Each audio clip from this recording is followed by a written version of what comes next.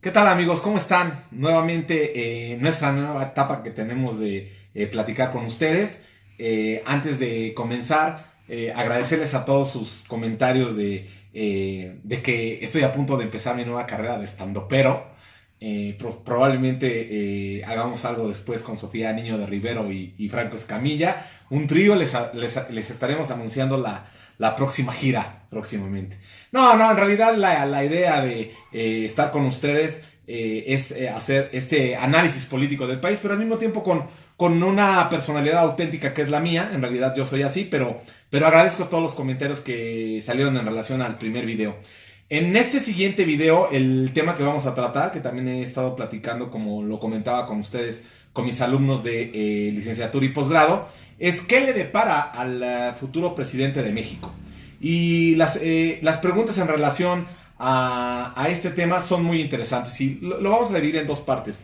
En principio es esta noción de qué le depara al siguiente presidente de México. Bueno, pues un escenario muy difícil, muy complicado. En primer punto tendríamos un tejido social derruido por la violencia. Tenemos en México un país ya verdaderamente muy desgastado, hasta la madre ya de sus políticos. No aguantan. Ahora esto que pasó con los independientes también vino a encontrar muchísimo la idea de no querer de alguna manera u otra salir a votar. Hay un hartazgo terrible en la población. Entonces, lo primero que tendrá que enfrentar el próximo presidente es prácticamente dos bandos. El país se encuentra totalmente dividido, más que en 2000 y en 2006. Está dividido finalmente por la gente que de alguna manera u otra, a grandes rasgos, está a favor de Andrés Manuel López Obrador y los que no están a favor de él. Digamos, es la parte como del sistema contra la gente antisistémica. Entonces, unir ese tejido social va a ser difícil, va a estar cabrón. Va a ser muy complicado que el próximo presidente lo pueda lograr y para eso se necesitan como cualidades específicas que vamos a analizar más adelante, si las tienen o no los actuales candidatos. El segundo punto es la desconfianza social a las instituciones públicas y políticas. La verdad es que hay una desconfianza total en las instituciones públicas de parte de la población y con sobrada razón. Con sobrada razón nuestras instituciones no responden, son malas, por no decir pésimas. Si se escucha un poco el ruido del avión, acuérdense que estamos aquí totalmente on live haciendo esta transmisión. Y igual, y si un perrito también sale ahí, es parte de lo de nosotros. La desigualdad de alguna manera u otra y desconfianza en las instituciones públicas y políticas está fundamentada. Miren, quiero comentarles a grandes rasgos la experiencia que recientemente yo pasé, sin que martiricemos mi situación personal. Como ustedes saben, quedamos nosotros en el cuarto lugar nacional de los independientes. De un total de 82 personas que trataron o lo intentaron, quedamos en cuarto lugar nacional. El ejemplo de las instituciones, de alguna manera u otra, públicas y políticas, es el Instituto Nacional Electoral. El Instituto Nacional Electoral es un verdadero circo, actúan de una manera totalmente imparcial. Esto lo pongo como analogía porque está pasando en las otras áreas. Quiero comentarles, como ustedes saben, mi accidente, todavía no me repongo, por eso traigo, digamos, esta parte aquí en la mano. Y el INE, en lugar de ver de alguna manera otra cuál era el estado de salud, me imagino que en el caso de la candidata también María de Jesús Marichuy, le sucedió lo mismo. En lugar de ver cuál era el estado de salud que de alguna manera otra teníamos, lo que me solicitaron fue una factura para ver si el coche realmente era mío o me lo estaba prestando alguien para usarlo. O sea, tenemos totalmente una parte deshumana, completamente ilegítima. Me pusieron una multa totalmente fuera de lugar. Los consejeros electorales actúan en cierto sentido manipulados totalmente por los partidos políticos y por el sistema gubernamental. Entonces, lo que desafortunadamente pasó es lo que está pasando con las instituciones públicas y políticas, que hay una desconfianza total fundamentada. Y el último escenario, el último circo de pues evidentemente fue el asunto de Margarita Zavala y luego el del Bronco, ¿no? Que de alguna manera u otra ensuciaron completamente el sistema, los consejeros no se definen. Recientemente yo fui al INE personalmente, traen un verdadero circo, no tienen el personal capacitado en cuanto a número. Nos espera una elección muy difícil porque el Estado finalmente sigue pensando en un México del siglo pasado. Las instituciones no son confiables. Una desigualdad creciente y prevaleciente es lo que enfrentará también el nuevo presidente de México en el 2018. Las brechas sociales cada vez son más complicadas. Nuestros jóvenes no encuentran trabajo, tardan en promedio 2 años en medio subemplearse. La gente de tercera edad está creciendo, no encuentra soluciones. un presidente de alguna manera u otra en el que la gente tiene un nivel de aceptación de lo más bajo. Enfrenta una situación muy difícil, gasolinazos de niveles ya proporcionales. Cualquiera que tenga un coche de 4 cilindros sabe que totalmente vacío ya no lo llena ni con 1,000 pesos. Entonces eso viene también de alguna manera u otra a hacer que la situación sea muy complicada. Luego, en el aspecto internacional, en las relaciones internacionales, evidentemente la relación conflictiva de Estados Unidos con Donald Trump. Se necesita tener un presidente que de alguna manera u otra tenga las agallas, la presencia y la personalidad para que pueda enfrentar a un personaje como estos, ¿no? Además del entendimiento del sistema político norteamericano, lo cual requiere, digamos, un talento intelectual bastante importante. Esta conflictiva relación de Estados Unidos con Donald Trump pasa por la renegociación del Tratado de Libre Comercio y por una reforma fiscal del Congreso estadounidense. Entonces, ante ese escenario tan difícil que vemos, veamos a los personajes de quién de alguna manera u otra en la segunda parte sería quién podría ser el mejor presidente para enfrentar esta problemática. Primero, tenemos a Andrés Manuel López Obrador.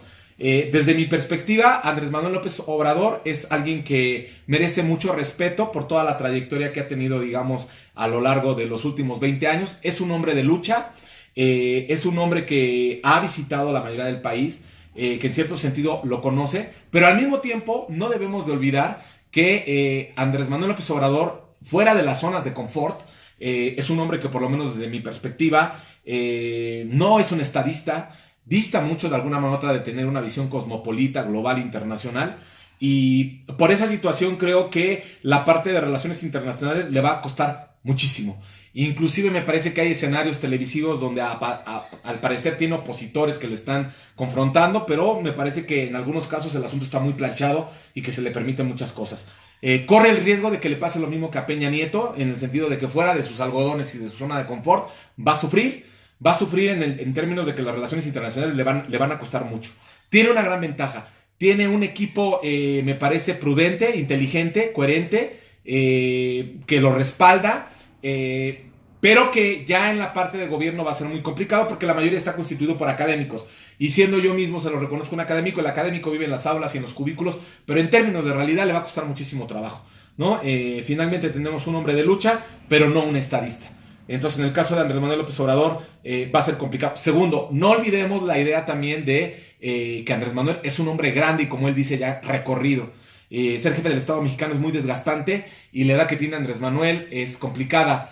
Hay que ser muy cuidadoso de esto y lo digo con mucho respeto. Hasta donde tengo entendido, el licenciado Andrés Manuel López Obrador ha sufrido 2 ataques cardíacos ya. Entonces, esa situación también puede ser un asunto de focos rojos para soportar un país de poco más de 125 millones de habitantes y el cual la mitad lo va a tener en su contra. Entonces, es un factor no menor que, con mucho respeto lo digo, tendrá que enfrentar Andrés Manuel. Por otro lado, la segunda persona o candidato que de alguna manera u otra está es Ricardo Anaya. Ricardo Anaya me parece que es un joven inteligente, pero al mismo tiempo tiene muchos problemas en términos de cómo se ha movido realmente. Desde mi perspectiva, y con todo respeto lo digo, la formación de licenciatura y maestría no es una formación muy exquisita. Las dos universidades de las cuales hizo su licenciatura y su maestría son universidades de alguna manera u otra no muy fuertes. Son a cierto punto universidades con una formación académica de medio nivel. Por otro lado, solamente ha tenido un par de puestos públicos que no lo han exigido, no lo han confrontado. Como ustedes saben, fue diputado local en un momento dado en Querétaro. Pero creo que la principal desventaja es que la parte, digámoslo así, de lealtad hacia su carrera institucional en el PAN es muy desatinada, ¿no? Primero la traición hacia su gran mentor, Gustavo Madero, en la presidencia del PAN, y después la traición hacia una serie de grupos panistas, pasando, digamos, por la puñalada trapera a su correligionaria Margarita Zavala, hoy en día candidata independiente, ¿no? Entonces, el gran, digamos, parte de desatino o pasivos que tiene Ricardo Anaya son su deslealtad. Segunda, que se ha manejado mucho también en sus puestos de gobierno, viviendo en 2 países. Entonces, aquí el asunto es, pues, ¿qué onda, cabrón? O sea, vives en México, en Atlanta, ¿no? Esa es una cuestión real. No lo digo para que se ofendan los panistas, pero se la pasa entre Atlanta y México desde hace muchísimo tiempo, y por lo menos yo quisiera un presidente que quiere y defienda a México y que vive en México, ¿no? No puedes pasar el 20% de tu tiempo viviendo en otro país que no es el tuyo, Y por otro lado, también creo que la lealtad y la trayectoria en un país es importante. Creo que él con su grupo político no lo ha demostrado. Y me parece que por lo que se ha demostrado, está todavía, le falta, ¿no? Está un poco verde para poder gobernar el país, ¿no? Finalmente, tanto a Andrés Manuel como a Ricardo Anaya, yo le deseo la mejor de las suertes. Finalmente, yo ya no estoy como candidato independiente a la presidencia de la República. Lo que estoy hablando lo digo en mi condición de ciudadano, ¿no? El otro está muy grande, con 2 ataques al corazón. Ricardo Anaya está muy joven, pero es un joven, hasta cierto punto me parece, con poca lealtad. Y segundo, no conocedor del país. La verdad es que dista mucho, por ejemplo, de ser un joven conocedor del país. Luego viene el candidato del PRI, José Antonio Meade, casi pegándole a los 50 años. Su formación académica es muy buena. Tiene 2 cualidades muy importantes. Es licenciado en Derecho y licenciado en Economía por 2 instituciones importantes. Y un doctorado también en Economía.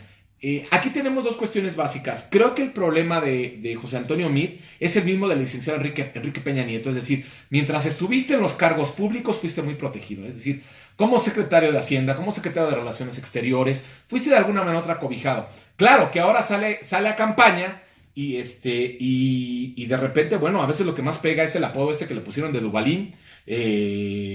O sea, Duvalín no lo cambio por nada, que ha sido como una parte en redes muy complicada. Pero fuera de eso, lucha contra una parte de gobiernos que lo han, digamos, de alguna manera u otra lastimado.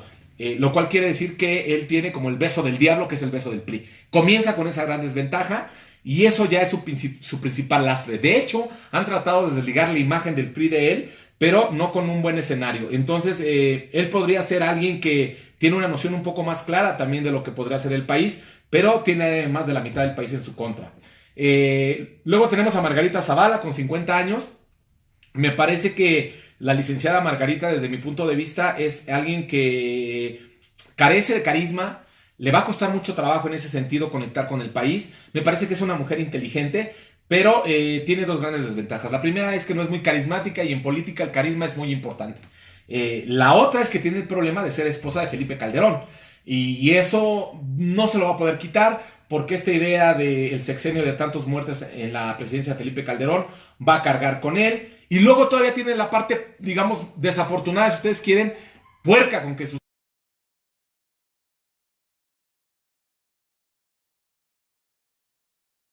esta idea de que Margarita pueda gobernar. Y finalmente, bueno, tenemos a Jaime Rodríguez Calderón, el Bronco. Viene todavía más manchado, todavía más, digamos, más empuercado por la situación, no digo de él, sino de la misma situación gubernamental del INE, que para ser honestos, yo que viví ese proceso, fueron desiguales, fueron golpeadores, pusieron y quitaron a placer. En mi caso, que soy un verdadero ciudadano independiente, fueron en cierto sentido muy desiguales hasta con la multa que me impusieron. Entonces, en ese sentido, el INE y el gobierno se encargaron de debilitar a esos candidatos independientes. Cuando uno revisa las plataformas de todos los candidatos, nos dimos a la tarea de revisarlas. La más completa es la de Andrés Manuel López Obrador. Y en el caso de Jaime Rodríguez Calderón, ni plataforma tiene. Cuando uno busca la parte que él de alguna manera otra tiene, lo único que se encuentra uno es con su foto y con su caballo, ese percherón ahí que tiene, y no hay más, ¿no? Entonces, el escenario que le espera al próximo presidente de la República está cabrón, está complicado, está muy difícil. México enfrentará muchos escenarios muy difíciles, sobre todo también a nivel internacional, en un nuevo contexto global. Y no se ve ningún perfil lo suficientemente listo, digamos, como para poderlo gobernar. Meade se ve bastante completo en cuanto a su formación, pero no carece del apoyo del pueblo y eso le va a costar mucho trabajo. No es un hombre carismático, entonces eso también le va a jugar en su contra. Andrés Manuel es un hombre carismático por 20 años de lucha, pero no es un estadista. No tiene de alguna manera u otra la percepción de un hombre internacional para manejar problemas como un hombre como Trump, como Vladimir Putin, por lo menos de mi perspectiva. Tiene la ventaja de que gran parte de la población está con él, pero tiene la gran desventaja de que no es mago y evidentemente nos vamos a poder ir dando cuenta que conforme vayan pasando el tiempo, pues no va a poder solucionar los problemas porque no están solamente en manos de él. Difícilmente cualquiera de los que acabamos de mencionar lo podría solucionar. Entonces la población se va a ir desilusionando. Nos espera un sexenio 2018-2024 muy complicado. No tenemos enfrente un estadista que lo pueda de alguna manera enfrentar de la mejor manera. y si de alguna manera u otra nos convocan en este orden, yo diría que la persona que más noción tiene en cuanto a plan de trabajo es Andrés Manuel López Obrador. La persona más preparada desde el término gubernamental es José Antonio Meade. Y después tenemos a Margarita y al Bronco totalmente fuera de contexto, sin posibilidades de algunas de llevar las riendas del país adelante. Y Ricardo Anaya, un joven que no acaba de asentarse y que por otro lado tiene las dos grandes ventajas de la deslealtad que ha tenido para con sus correligionarios y que podría pasar también con el país. Y la otra es que finalmente él se mueve en un ambiente México-norteamericano, viviendo una parte en Atlanta y la otra viviendo en México. Entonces no es alguien que esté muy internalizado. De cualquier manera, esta es la opinión solamente de un ciudadano, de un doctor en ciencias políticas. Le deseo lo mejor yo a todos los candidatos. Yo en este momento me expreso así porque yo ya no soy candidato a la presidencia de la República. Muy contento con el cuarto lugar nacional que obtuvimos. Pero finalmente es el análisis de un ciudadano que ve las cuestiones de esa manera. Les mando un fuerte abrazo, que Dios me los bendiga y nos vemos en una próxima edición.